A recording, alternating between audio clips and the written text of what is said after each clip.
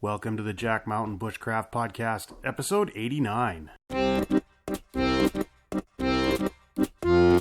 Welcome to the Jack Mountain Bushcraft Podcast with your host, Jack Mountain Bushcraft School founder and Master Maine Guide, Tim Smith.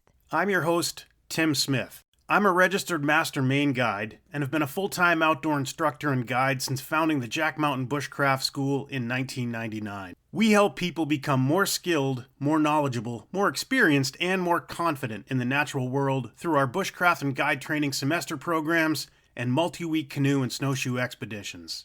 You can check out the show notes to all of our podcasts at blog.jackmtn.com. If you're interested in learning more about our college-accredited and GI Bill-approved programs, visit the Jack Mountain Bushcraft School on the web at jackmtn.com. And check out our online network and digital learning academy at bushcraftschool.com. It is Wednesday, June 24th, and the bugs are out. Well, they're in. They're in. There are more bugs in the guide shack than there are outside. It's a bit of a mystery. I kill bugs in here, and then I go to bed, and I have a bug net that hangs over my bed, my little bunk on the loft, and there's no bugs up there. And then when I wake up, there's like 80 million bugs around the bug net. So somehow they're getting through the screen at night. I think one of them might come in and open the door for the others. I think it's all the buckets of standing water you just leave around in the guide shack. Probably that. Yeah, they're pretty brutal right now. So if you hear us swatting during the podcast, that's it. We're just being buzzed like crazy. It's been, the last couple days have been ridiculously hot. Highs of like 91 or 90, and then that paired with the bugs has made people pretty slow every day. Slow and a little cranky. I've been way more than a little cranky. Yeah, it's hard. Yeah, it's hard. This is a hard time of year in northern Maine. But this morning we woke up and it's full-on overcast and it's a little bit cooler, and we're supposed to finally get some rain after 6 weeks and no rain. I'll believe it when I see it. Yeah, I know, right? So this happened a few years ago. We dug a pond in the late summer, and then it didn't rain for like 7 straight weeks. When I'm really excited to have the pond fill in with water, it's an impounded stream with several springs as well. But it was just super, super slow to fill. It took a couple of months for the thing to fill up. Granted, it's thousands and thousands of gallons of water. But, it was a little frustrating. The second that we wanted it to rain, it stopped raining. Usually it's pretty wet around here. And then this year, we cleared the spot in Moose Vegas, and I planted a bunch of white clover. And that was about 5 weeks ago, and we haven't gotten a drop of rain since then. Nope. So it's like Mother Nature is just sort of, not mocking me, but thwarting my desires. Is that? That's a great sentence. I like that. That's 100% the coffee. My desires have been thwarted by nature. It's the story of outdoor living, I think. But today we're going to get all philosophical and talk about outdoor living. We planned to do it last time, but our stories of daring do and rescue on the Allagash kind of took over. Just for people in podcast land, I'm watching. Have you guys ever seen a person with like the plates on the sticks? That's what Tim's doing. He's talking about philosophy, but he's also, both hands are sort of moving in different directions like an octopus squishing bugs. Yeah, because they're buzzing me like crazy. They're out hard. Anyway. Yeah. Let's get into this. Yeah, we should. It's a really cool topic. We've talked about it a lot on podcasts previously, but we've never really devoted one to it.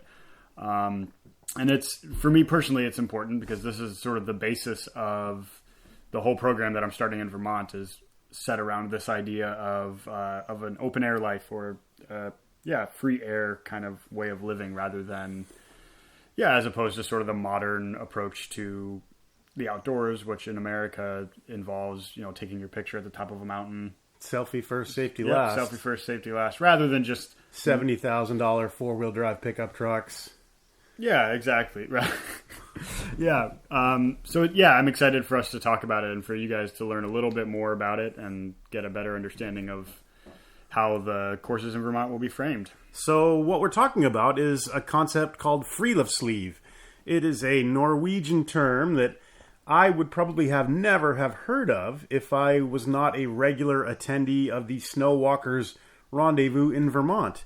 1 year, a while back, I was there, and I met Roger and Sarah Isberg, and they were out promoting their book, Simple Life, Friluftsliv in the open air. What is that called? Life in the Open Air. Life in the Open Air. It was just called Simple Life, and it's a beautiful little book. It's a narrative, and really enjoyed speaking to them and reading about this alternative philosophy.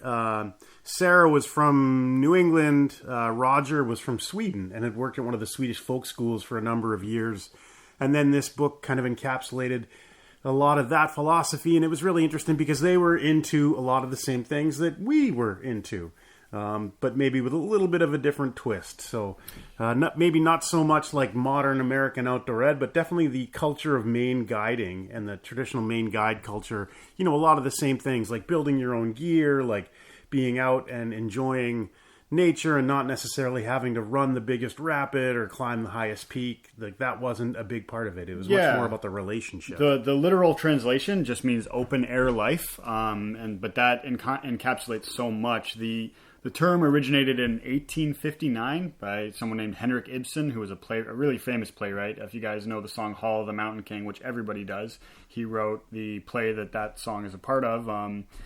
But the simplest definition I've found that sums it up really well is a woman named Heidi Richardson. She was writing in a book called Nature First that we almost force our students to read when they're up here because it's such a good one. But she defines it as the use of simple equipment, simple to no accommodations, and that skill and experience are the vital part of each participant. They have to have some skill and experience or be willing to learn that rather than rely on the gear that they have. And that is pretty much what we're about up here. Well, it sounds almost anti-American right there. Yeah, in a little ways, it kind of is. For me, anyway, I think the American sort of approach to outdoor living or outdoor adventure stuff is, I don't know. I don't think it does us a service. It's like, we kind of already mentioned it, but it's about getting to the top of the mountain and what it really sums up to me is that if you see anybody that is living outdoors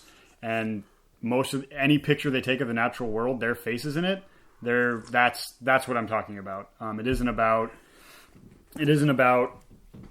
being out there. It's about letting people see that you were there rather than just selfie culture. Exactly, selfie culture. And I think the outdoor industry is probably the worst one for that because you want the accolades. You want to show that you've been to a place, and so rather than just enjoying the place that you're in, you need a picture of you in it so that nobody can. I don't know. I don't really understand any more than that. But. Well, it's sort of been like many things as the outdoors gain in popularity. Bushcraft is especially guilty of this. Yes. It's been co-opted by the marketers in order to move products. Right. It's not enough to go out and enjoy a walk in the woods. You got to have the best knife and the best this and titanium, vest and some other kind of silly thing. Whereas, I speak to a lot of people and let's call it what it is. That Bushcraft has jumped the shark for all intents and purposes. We're stuck with the name, but you talk to older folks and they talk about talking to Ed Butler. Yeah. People talk about, when they were kids, you had some really piece of garbage knife that you got, for a nickel or a quarter, or you found it somewhere, and just like a crappy folding knife, and that's what you had, and you used it to whittle, you used it to clean fish, you used it for everything. Right. It didn't, the barrier to entry wasn't, you got to have this $100 custom special, piece of gear, whatever that may be, a knife, a pack. It didn't matter. And I think that's the origin of Bushcraft, at least in my mind, because I'm also one of those people who look longingly at the past like that. But also, I think it's it's sort of the idea that's put forth with Friluftsliv is that's okay, that's the goal. The goal isn't the fancy pieces of gear, the fancy this or that. And again, I don't want to say there's nothing wrong with having nice gear. There's nothing wrong with fancy gear. It's all about what the focus is. Right. So if you're out and the whole focus is on the gear and the selfies and this and that, then that's just a different experience. If you spend a little bit of money on a knife, so good for you. But you don't spend the whole day staring at the knife and pictures of the knife. You take the whole day taking pictures of it. Yeah. But so what we're talking about has been like the root of sort of I guess you would call it, at one point it was the Friluftsliv movement, and it started with this guy Arne Nass, who was a philosopher and an outdoor person that really enjoyed it, and he at some point got really fed up with sort of, they wouldn't have called it peak bagging at the time, but it was similar to that. And so his response to that was to go to famous place. The biggest one they did was they went to the sort of country around Mount Everest and intentionally didn't summit it. They just hiked and enjoyed the places around Everest and just enjoyed it from afar. And that to me is exactly that's the root of all of this for me, is that it's not about these high adrenaline sort of look at me, look what I can do kind of thing. They describe it as slow experiences. So you're out there and you're just slowly enjoying it. You know, when we were on the Allagash last week, we met a lot of people that were trying to squeeze in the whole trip into like 6 or 7 days. But I'd be willing to bet that our students and us got a lot more out of it by spreading it out over 12 and having the time to just kind of relax in the campsites and enjoy that rather than just pushing through. And that's not something you see often. Part of it is that people don't have the time to do that, but the other part of it is it's about finishing it rather than enjoying it. Wholeheartedly. Yeah. Agree. So much of, the outdoor culture is just making miles, right? In the modern American way. Yeah. Like just, people plan to get up, get on the water by 8, get into camp at 6 that night and just push all day. Yeah. And you miss so much of the experience is missed there. Yeah. I mean, so in the last podcast, we talked about having a layover day and watching an eagle pluck a fish out of the right by shore in front of us. If we had been making miles every day, we never would have seen that. We'd have spent the whole time having all the animals avoid us. And that's the value of this, I think. And, I think that's a good thing to keep in mind while we're doing this, especially with the courses coming up, is that, because there's the Vermont course is going to be spread out over a year, that's a lot of time for people to just slowly to digest this rather than trying to fit everything into the time that they have. Right. So it's like it's analogous to going to an all-day cookout where you will eat this and that, as opposed to the hot dog eating contest. And Tim hasn't had breakfast yet, I can tell. I read something about Joey Chestnut the other day, who's the world champion hot dog eater. I'm trying to make the point about that guy jamming 70 hot dogs in his mouth in like 4 minutes is a different experience. It is a different experience than trying to go. It just wasn't a topic I was expecting to talk about with Friluftsliv, but it's a solid analogy for sure. And there's also Joey Chestnut, if you're listening, we love you. Yeah. There's also something to the I worked at a ski mountain for a few years, and by the end of it, it was all about like getting to the top. Getting to the place didn't matter as much as experiencing the place. And there's this other quote that I found in one of these books, which is, someone who, believe they were in Norway, but they were talking about, at the time they were dealing with the legality of people taking helicopter rides to the top of the mountain to ski or snowboard down them. And this person's argument was that you have not been there if you haven't walked there yourself. You do not deserve the peak if you haven't climbed it.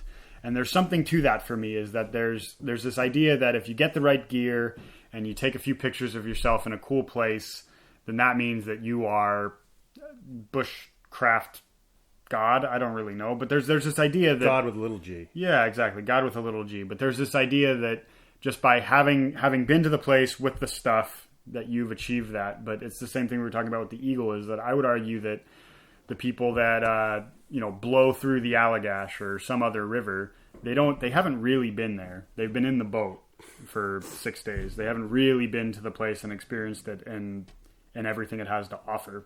Yeah, that brings up what does it take to really know a place? Yeah, exactly. And I would argue that the longer you're there, the more you know it. Yeah, I would agree. Yeah. So, my question then for you is, I've taken the Cog Railway and the Auto Road to the top of Mount Washington in New Hampshire. That's not a question. With lots of That's not a question. That's a statement. Which one of those would make a better selfie?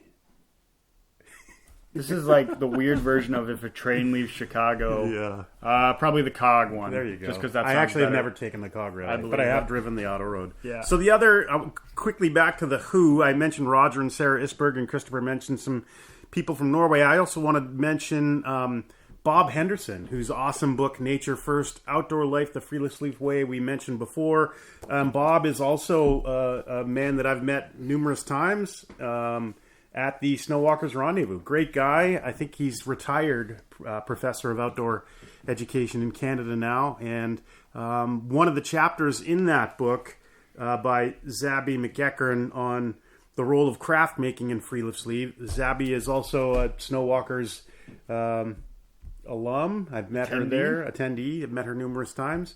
And what a fantastic summation of the role of what it means to make your own stuff from the natural world and the impact that that has on your experience there. So, for example, on our course here, on our semester course, usually within the first 2 weeks, we get started on everybody making their own canoe paddle.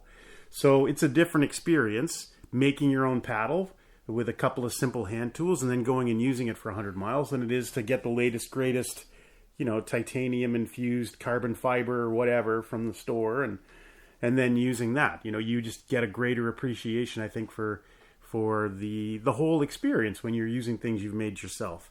And I don't think that should be a barrier to entry. I'm not going down that road, but I am making the point that it's a different experience when you're making those things yourself. Yeah, and there's something to that as well with the idea that there's often people think there's a lot of prerequisites to being outdoors or being a naturalist or a greenwood carver or anything like that. And there's another bit in one of these books where they talk about nature being immediately understandable. And they go on to say that the best plan for guiding people into the open air is to shut up. And I think that's something really important here, is that often with a lot of these courses, we've talked about it before, but it's the idea that you leave thinking how awesome the instructor is. And that I think does a disservice to people taking courses, is that this is a super accessible thing and you don't really need anything. At one point reading some of this stuff, they were talking about, practicing Friluftsliv can be as simple as like a Sunday afternoon hike with your family. Like that's the same thing. You're still out and slowly enjoying it. And you don't need a bunch of stuff to do that. You just need your own 2 feet. And it says something to, it took me a few years to learn this, but as an educator up here, like the best thing I can do is turn people onto something and then just shut my mouth, because they'll figure it out for themselves, because this stuff we live this way for a long time and it's deep in us. And I think it doesn't take very long for people to come to terms with that really quickly. Yeah. Agreed. Yeah. Being able to keep your mouth shut. New instructors want to impress everybody with how much they know. Yeah. New guides want to impress everybody with their river resume and how many peaks they've bagged and where they are. And I think you get a few years behind you, get a number of reps in, and then you learn that the experience is better for the client or the student if you just shut up and let them have that cool experience. So yeah, just to then compare and contrast that kind of Friluftsliv idea with what I see as modern American bushcraft or outdoorsmanship or whatever. That I think that on the Friluftsliv side, it's 100% experiential. It's really a mental state that you approach this from, and it's about participating in nature at any level. So it's not a competition. It's not trying to figure out who's got the best knife or the best resume or the best instructor. It's just not a competition. And I think that competition, while I like competition, I think that it makes us all better. Hot dog eating competition. Exactly. I think it also, there's certain things where maybe things shouldn't be a competition. And maybe the outdoor industry, because it's so focused on the gear and so focused on who's number one at this or that the experience is often the victim. So, things like going out for the sole reason to test gear or to conquer the mountain or, fighting nature, that whole idea of Bear Grylls man versus wild, that really, the idea that the relationship is based on a fight, adversarial relationship. I think if you looked at, my experience in the natural world, it's not going to be that sort of dramatic fight. If you were thinking of like a theme for it, it's not a dramatic fight it's not even an action movie. I think it's much more of a romance. It's your relationship with the land, and I think it's more of a romantic comedy because of all like the sort of silly mishaps that happen, and definitely. But yeah, because it's more of a romance. Just because of that, it's that relationship with the land, and even on mornings like this morning where the bugs are just horrifically thick, it's still. As he said that, I watched a mosquito bounce off his forehead. It's still a romance. But so there is something to that, and I think it's circling back to that same kind of mindset that we have, is that there's this idea that we go into the woods and everything we should be as comfortable in the woods with the same kind of stuff as we are at home. And it's this idea that we are an immovable object that the world needs to move around.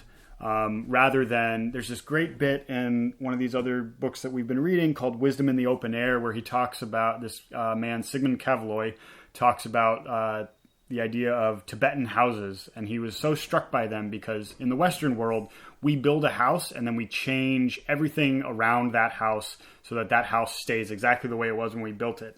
And he talks about Tibetan houses that are, they're constantly under pressure from wind and snow and all of this thing. And so it's this constantly evolving structure based on what's happening around it. And I think that's the mentality that you have to have if you're living in the outdoors, is that you have to be sort of fluid. You are part of this system and you have to move with it, because the more you try to make things the way you kind of think they should be, the more frustrated you're going to get, because that's just not the way the natural world works.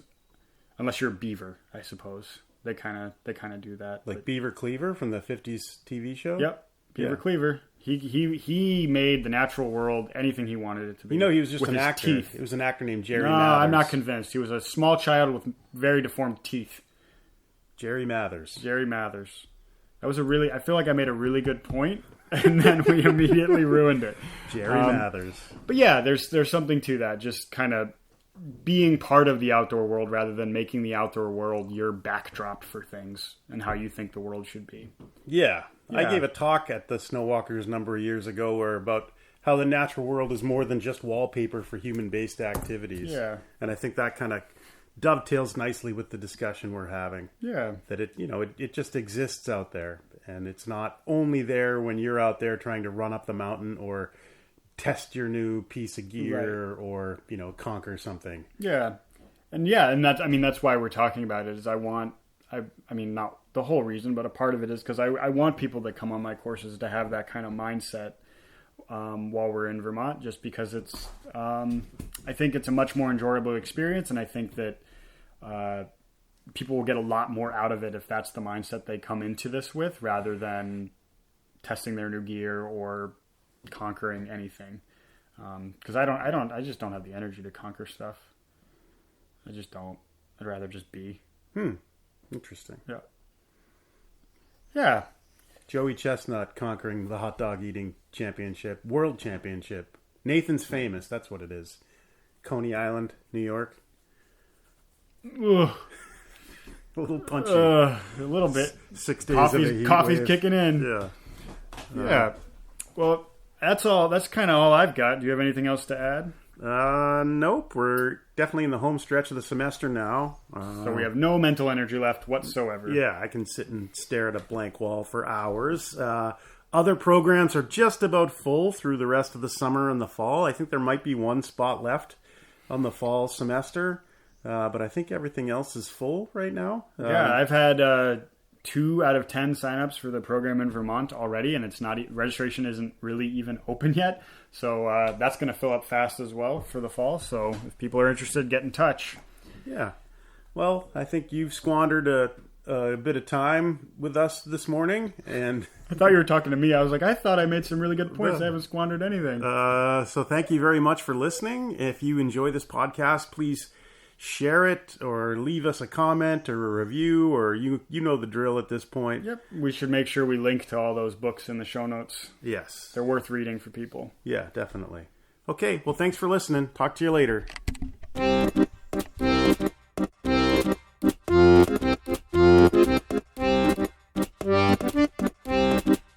You have been listening to the Jack Mountain Bushcraft Podcast.